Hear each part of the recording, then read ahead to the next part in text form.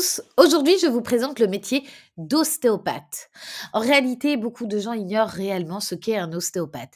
Alors je vais essayer de vous l'expliquer simplement, d'où les petits dessins d'enfants, parce que je souhaiterais que tout le monde, y compris les enfants, comprennent ce qu'est ce merveilleux et fabuleux métier. Alors, avant de commencer sur les présentations de cette profession, je me présente. Je m'appelle Marie Messager, messager comme un messager. Je suis donc ostéopathe et le beau gosse que vous voyez derrière moi, c'est Jack. Jack, le squelette, qui me suit depuis 2014, puisque j'ai été diplômée en 2014, dans tous mes cabinets. Alors, où est-ce que je travaille? Je travaille à Versailles et également à Nandy. Et ça, c'est mon bureau. Plutôt cool, non? Alors, un bureau d'ostéopathe, c'est composé de quoi? C'est composé, d'un bureau avec 2 chaises, un ordinateur pour prendre des notes et cetera, mais d'une table d'examen sur laquelle le patient va pouvoir s'allonger et sur, laquelle on va pouvoir faire des techniques d'ostéo. Vous voyez Jack dans le fond? Il est toujours là. Alors, qu'est-ce que l'ostéopathie ou l'ostéo? Qu'est-ce qu'un ostéopathe? Alors, en fait, c'est un gros piège puisque dans ostéopathe, il y a le mot os et donc on se dit: «L'ostéopathe, c'est celui qui s'occupe des os». Eh ben non, c'est un piège. En réalité, l'ostéopathe va agir sur, toutes les structures du corps. Donc on le verra comment, mais il peut agir sur les muscles, sur les ligaments, sur les tendons, sur les viscères et aussi du coup les os, enfin plus exactement les articulations. En gros, pour faire simple, vous avez déjà emmené votre voiture, ou vous avez déjà vu vos parents emmener la voiture au garage. Ben, un garagiste, un mécanicien, il s'occupe de faire les réglages des voitures et un ostéopathe, lui, il s'occupe de faire les réglages du corps humain. Mais alors, comment fait l'ostéopathe? L'ostéopathe, c'est comme un mécanicien, il a une boîte à outils. Bon, en réalité, nous, on a une boîte à outils, pas avec 50 000 outils, on a une boîte à outils avec nos petites mains.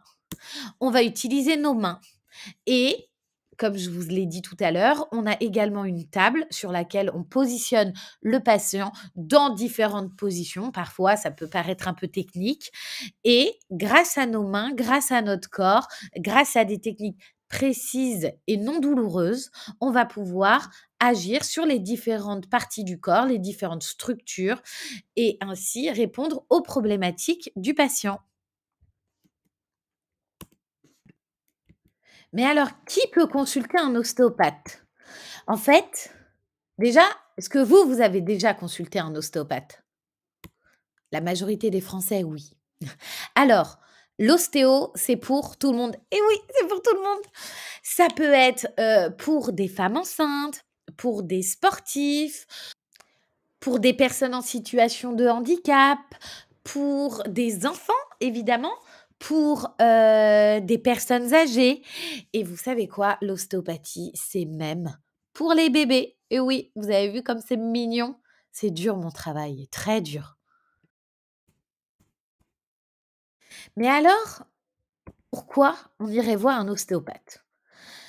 Alors, on peut aller voir un ostéopathe pour plusieurs raisons. Souvent, on consulte un ostéopathe parce qu'on a des douleurs.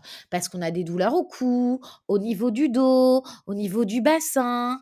Mais on peut consulter un ostéopathe aussi, par exemple, je l'ai dit, quand on est enceinte, pour soulager ses douleurs, mais aussi accompagner au mieux la grossesse et aussi venir voir l'ostéopathe après l'accouchement, parce que l'accouchement, c'est quand même un peu, physique.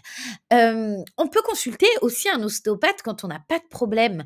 C'est exactement comme la voiture. La voiture, de temps en temps, on l'emmène, faire un contrôle technique où, le garagiste va vérifier toutes les petites parties de la voiture et vérifier que tout fonctionne bien. On fait parfois des révisions, on met un peu d'huile par-ci, un peu de liquide, de refroidissement par là, on rajoute du lave-glace et ben, voilà, ça c'est le rôle de l'ostéopathe. Donc on n'est pas obligé de consulter un ostéopathe quand on a des douleurs. Bien sûr, on conseille de consulter en ostéopathie quand on fait une chute. Aïe, aïe, aïe, ça fait mal. Voilà, pour vérifier, qu'il y ait pas de pépins et surtout parce que quand on fait une chute et ben, le corps, va se rééquilibrer.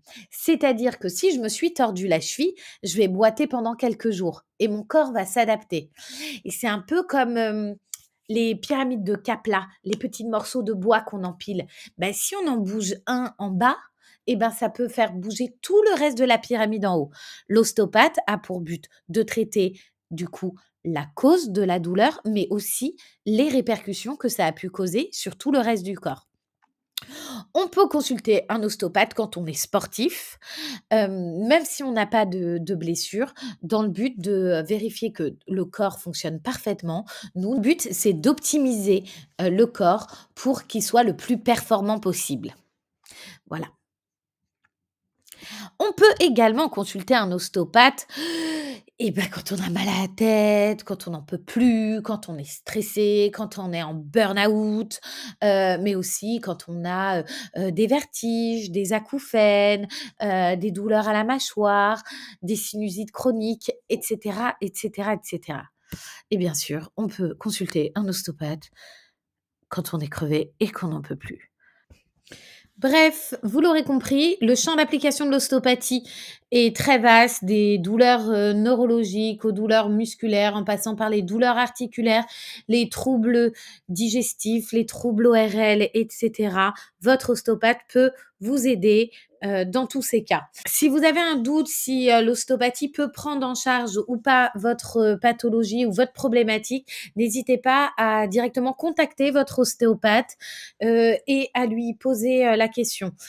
L'ostéopathie, n'est pas sur prescription médicale, donc vous pouvez aller voir votre ostéopathe comme vous le souhaitez. Vous n'avez pas besoin d'ordonnance pour ça. Cependant, je vous rappelle que dans le cas de pathologie, médicale, il est préférable de consulter un médecin. Je vous donne un exemple. Si vous avez les signes d'une pneumonie, n'allez pas voir votre ostéopathe. Si, vous avez la grippe, n'allez pas voir votre ostéopathe. Si vous vomissez du sang, n'allez pas voir votre ostéopathe. Mais encore une fois, si vous vous posez la question de l'intérêt de l'ostéopathie sur votre problématique, n'hésitez pas à consulter votre ostéo. Rassurez-vous, même si vous débarquez au cabinet, si ce n'est pas de son ressort, le rôle de votre ostéopathe, c'est de vous réorienter vers le bon professionnel, qui sera adapté à votre cas. Alors, concrètement, comment ça se passe une consultation d'ostéopathie? Une consultation d'ostéopathie, ça se passe en, on va dire, 4 temps. D'abord, il y a l'interrogatoire. L'interrogatoire, c'est le moment où on accueille le patient dans le cabinet. «Bonjour monsieur, bonjour madame, pourquoi vous venez? Blablabla». Mais surtout, pourquoi est-ce que le patient vient nous voir? On va commencer à, réfléchir à pourquoi il a mal, quelle est la cause de son problème et donc réfléchir à comment soulager ce patient. Dans un deuxième temps, on va utiliser nos yeux et donc on va observer le patient. Il faut savoir que, par exemple, déjà, le patient, quand il va entrer dans le cabinet, il aura une certaine démarche et c'est déjà une manière de l'observer. Souvent, on fait passer les patients en sous-vêtements parce que c'est plus simple. Donc, si vous allez voir un ostéopathe, pensez à être dans une tenue où vous vous sentirez à l'aise et on va observer, du coup, les différentes parties du corps. Ensuite, on va effectuer des tests et des traitements, spécifiques. Donc là, je vous ai mis, par exemple, des petites photos, de techniques où on voit, l'ostéopathe, à savoir moi, qui pratique un étirement, qui travaille un pied, qui travaille aussi, le ventre et qui fait une manipulation aussi au niveau des vertèbres dorsales. Manipulation, veut pas forcément dire crack, parce que ça, c'est une question qu'on pose souvent. Il y a des techniques douces, il y a des techniques qui font crack, mais rassurez-vous, aucune technique ne fait mal. Et enfin, on finit par des petits conseils. Alors, notre but, c'est que le patient aille mieux et que ça tienne dans le temps. Pas simplement, «Ah, je vous ai manipulé, tac, tac, tac, c'est bon, on se revoit dans 6 mois». Non, notre but, c'est de vous donner des conseils réellement adaptés à votre problématique pour éviter que ça revienne. Voilà, j'espère avoir répondu, à vos interrogations sur le métier d'ostéopathe, mais je suis sûre que vous avez des questions. N'hésitez pas à me les poser en commentaire ou à me contacter, directement. Vous pouvez assez facilement me retrouver, notamment sur Instagram avec Marie-ostéopathe ou, même sur Facebook ou LinkedIn ou, directement au cabinet. Je vous remercie beaucoup. J'espère que cette petite présentation du métier d'ostéopathe vous a plu et vous a un petit peu éclairé. Très belle journée à tous et puis à bientôt pour de nouvelles vidéos. Au revoir.